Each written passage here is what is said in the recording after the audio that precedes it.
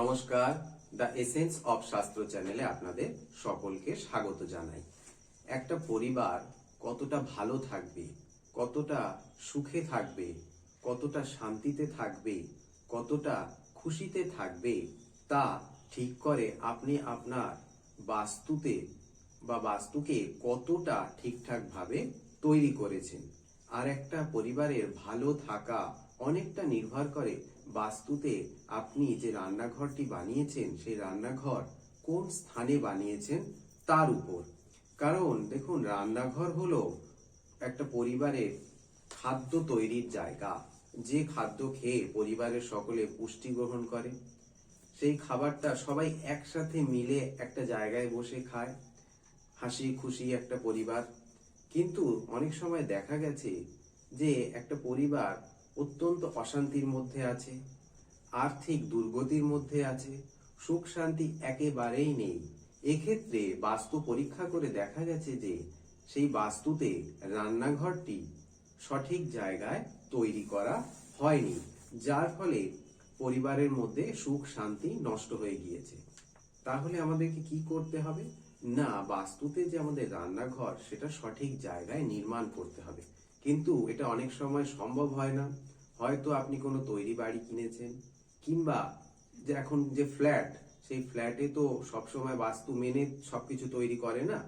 সুতরাং দেখা যাচ্ছে যে রান্নাঘরটি বাস্তুর যে জায়গায় থাকলে ভালো হতো ঠিক তার উল্টো জায়গায় আছে, যার ফলে সেই বাড়িতে বা সেই ফ্ল্যাটে যারা বসবাস করছেন তাদের মধ্যে পারিবারিক সুখ শান্তি কিচ্ছু নেই। কেউ না কেউ অসুস্থ হয়ে পড়ছে, আর্থিক অসঙ্গতি দেখা দিচ্ছে, বাচ্চারা ঠিকঠাক লেখাপড়া করছে না। এই সমস্ত সমস্যাগুলো কিন্তু তৈরি হয়, কারণ বাস্তুতে রান্নাঘর অত্যন্ত গুরুত্বপূর্ণ ভূমিকা পালন করে। আবার অনেক জায়গায় দেখা গিয়েছে যে রান্নাঘর হয়তো আপনি বাস্তু মেনেই তৈরি করেছেন, কিন্তু রান্নাঘরের যে ভিতরের বাস্তু, দেখুন সমস্ত বাস্তু যেমন একটা টোটাল বাস্তু হয়, তেমন বাস্তুর ভেতরেও আরেকটা বাস্তু হয়। যে বাস্তুর ভেতরে যে আপনি ঘরগুলো করেছেন, শোয়ার ঘর, ঠাকুর ঘর বা আপনার বসার ঘর, এই যে বিভিন্ন যে ঘর তৈরি করেছেন সেই ঘরগুলোরও একটা করে বাস্তু হয়। সেই ঘরের ভিতরেও একটা বাস্তু হয়। সেই বাস্তুগুলোকেও আপনাকে সেই বাস্তু মেনে আপনাকে ঘরের ভেতরগুলো সাজাতে হয়। এক্ষেত্রে আমরা দেখেছি যে যে বাস্তু মেনে আপনি বাড়ি করেছেন, কিন্তু বাস্তুর ভেতরে যে সাজানো গোছানো সেইটা বাস্তু মেনে হয়নি। সেই ঘরগুলোকেও বাস্তু মেনে সাজিয়ে গুছিয়ে নিতে হবে। তাহলে প্রথমে আমরা দেখব যে বাস্তুতে কোথায় রান্নাঘর করা উচিত। দেখুন, বাস্তুকে যদি আমরা কয়েকটি ভাগে ভাগ করি, তাহলে অবশ্যই দিক হিসেবে ভাগ করব। যেমন পূর্ব দিক, পশ্চিম দিক, উত্তর দিক, দক্ষিণ দিক। এবার উত্তর পূর্ব দিক, দক্ষিণ পূর্ব দিক, উত্তর পশ্চিম দিক, দক্ষিণ পশ্চিম দিক, এই যে দিকগুলো হলো, এই দিকগুলোর মধ্যে রান্নাঘর তৈরি করার উত্তম জায়গা অর্থাৎ খুব ভালো স্থান হলো দক্ষিণ পূর্ব কোণ, অর্থাৎ যাকে আমরা অগ্নিকোণ বলি। আরেকটি জায়গা হলো বাস্তুর উত্তর পশ্চিম দিক, যেটাকে আমরা বায়ুকোণ বলি। রান্নাঘর সবসময় অগ্নিকোণ অথবা বায়ুকোণে বানাতে হবে, অর্থাৎ দক্ষিণ পূর্ব কোণ বা উত্তর পশ্চিম কোণ, এই দুটি কোণে রান্নাঘর তৈরি করা সব থেকে ভালো। কিন্তু বেশিরভাগ বাস্তুতে দেখা গিয়েছে যে রান্নাঘর এই দুটি জায়গায় নেই, হয় উত্তর পূর্ব দিকে আছে, নয় দক্ষিণ পশ্চিম দিকে আছে। ভুল জায়গায় রান্নাঘর তৈরি হয়ে যায়, আর যার ফলে সেই বাড়িতে বা সেই বাস্তুতে অশান্তি তৈরি হয়। এইবার আমাদেরকে সবসময় দেখে নিতে হবে যে আমরা যে বাড়িটা বানাতে চলেছি বা যে ফ্ল্যাটটা কিনতে চলেছি, সেই ফ্ল্যাটের রান্নাঘরটা কোন দিকে আছে। সেটি কি দক্ষিণ পূর্ব দিকে আছে বা উত্তর পশ্চিম দিকে কি আছে? যদি থাকে তাহলে সেই বাস্তু অত্যন্ত শুভ। আরেকটা জিনিস বলি, এই যে রান্নাঘর, এই রান্নাঘরের সাথে কখনোই টয়লেট থাকা উচিত নয়। অর্থাৎ দেয়ালের এপারে রান্নাঘর, দেয়ালের ওপারে টয়লেট, এইটা কখনোই থাকা উচিত নয়। এটাও আমাদেরকে দেখে নিতে হবে। তাহলে কোন দিকে আমরা রান্নাঘর করব? না দক্ষিণ পূর্ব কোণ অথবা উত্তর পশ্চিম কোণ। আরেকটা জিনিস কি দেখবো না, এই যে রান্নাঘরের পাশেই যেন টয়লেট না থাকে। বেশিরভাগ ফ্ল্যাটে এটাই হয়ে থাকে যে রান্নাঘর এপারে দেয়াল এপারে টয়লেট, এটা কখনোই ঠিক নয়। এবার তাহলে রান্নাঘর আমরা বাস্তুর কোন দিকে করব জেনে গেলাম। এইবার যে রান্নাঘরটা আমাদের তৈরি হলো, সেই রান্নাঘরের ভেতরের যে বাস্তু, সেইটাকে আমাদেরকে একটুখানি দেখে নিতে হবে যে রান্নাঘরের ভেতরে আমরা কিভাবে সাজাবো, বাস্তু মেনে রান্নাঘরের ভেতর কিভাবে সাজাবো সেটা আমরা একটু দেখে নেব। না প্রথমেই দেখুন, রান্না করতে গেলে আমাদের কি লাগে? একটা ওভেন লাগে, গ্যাস ওভেন, ইন্ডাকশন ওভেন বা কেউ স্টোভ, উনুন যাই ব্যবহার করুন না কেন, সেটা সেই যে রান্নাঘর, সেই রান্নাঘরের ভেতরের দক্ষিণ পূর্ব কর্নারে রাখবেন। আগুন অগ্নিকোণে জ্বালাতে হয়, এটা সব থেকে শুভ।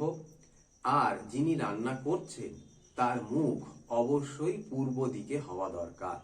যিনি রান্না করবেন তার মুখ যেন সব সময় পূর্ব দিকে থাকে, এটি অত্যন্ত শুভ। আর কি করবেন? আগুনের পাশে জলের ব্যবস্থা রাখবেন না। রান্নাঘরে জলও একটি অপরিহার্য জিনিস, জল ছাড়া রান্না হবে না, জল ছাড়া বাসন ধোয়া যাবে না। সুতরাং জলকে কোন দিকে স্থাপন করবেন? না জলকে উত্তর দিকে স্থাপন করবেন বা উত্তর পূর্ব কর্নারে জলের জায়গা বানাবেন। আর কি, রান্নাঘরের যে আসবাবপত্র, ভারী জিনিসপত্র, সেগুলো সবসময় দক্ষিণ দিকে রাখার চেষ্টা করুন। ভারী জিনিসপত্র, রান্নাঘরে তো বাসন থাকে, তারপর আপনার চাল ডাল যে বিভিন্ন জিনিস থাকে, সেগুলো সবসময় দক্ষিণ দিকে রাখার চেষ্টা করবেন। উত্তর দিকে কখনোই ভারী জিনিস রাখবেন না। আরেকটা হলো, সবসময় মনে রাখবেন রান্নাঘর হচ্ছে মা লক্ষ্মীর অত্যন্ত প্রিয় জায়গা। মা লক্ষ্মী বাড়িতে প্রবেশ করে প্রথমেই তিনি কিন্তু রান্নাঘর দেখতে যান, যে সেই বাস্তুতে রান্নাঘর কতটা সুন্দরভাবে গোছানো আছে। যে বাড়িতে বা যে বাস্তুতে রান্নাঘর অগোছালো অবস্থায় থাকে, সাজানো থাকে না, সেই বাড়িতে মা লক্ষ্মী কখনোই থাকেন না। সুতরাং রান্নাঘর সবসময় পরিষ্কার রাখতে হবে, গুছিয়ে রাখতে হবে এবং বাস্তু মেনে রান্নাঘরকে গুছিয়ে রাখতে হবে। রান্নাঘরে সবসময় বাস্তু মেনে তৈরি করাই ভালো। আরেকটা জিনিস বলি, বাসি জামা কাপড় পরে কখনোই রান্নাঘরে প্রবেশ করবেন না।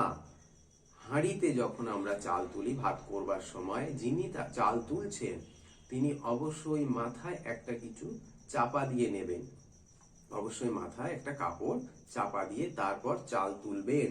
বিভিন্ন মশলা একই কৌটোর মধ্যে সাজিয়ে রাখবেন না, এতে সংসারে অশান্তি হয়। নুন সবসময় কাঁচের পাত্রে রাখার চেষ্টা করুন, মা লক্ষ্মীর কৃপা পাবেন। রান্নাঘরে ব্যবহৃত ছুরি, বটি, কাঁচি বা ধারালো যা কিছু জিনিসপত্র আছে তা অবশ্যই লুকিয়ে রাখবেন। বটিকে কখনোই দাঁড় করিয়ে রাখবেন না। রান্নাঘরে যে রুটি বেলা হয় তার যে বেলন, তাকে কাগজে মুড়ে লুকিয়ে রাখুন, সামনে কখনোই রাখবেন না, এতে স্বামী স্ত্রীর মধ্যে অশান্তি হয়। দীপাবলির সময় অবশ্যই রান্নাঘরকে রং করাবেন, রান্নাঘরে ঝুল কালি পড়তে দেবেন না। সুতরাং আজকে আমরা আলোচনা করলাম যে বাস্তুর কোন দিকে রান্নাঘর তৈরি করতে হয়, বাস্তু মেনে কিভাবে রান্নাঘরের ভেতর সাজিয়ে নিতে হয় এবং রান্নাঘরের যে আসবাবপত্র ছুরি বটি কাঁচি কিভাবে রাখতে হয়। অবশ্যই বাস্তু মেনে রান্নাঘর তৈরি করুন, বাস্তু মেনে রান্নাঘর সাজিয়ে রাখুন। আজকে এই পর্যন্ত। ভিডিওটি ভালো লাগলে চ্যানেলটিকে অবশ্যই সাবস্ক্রাইব করবেন এবং ভিডিওগুলিকে শেয়ার করবেন। নমস্কার।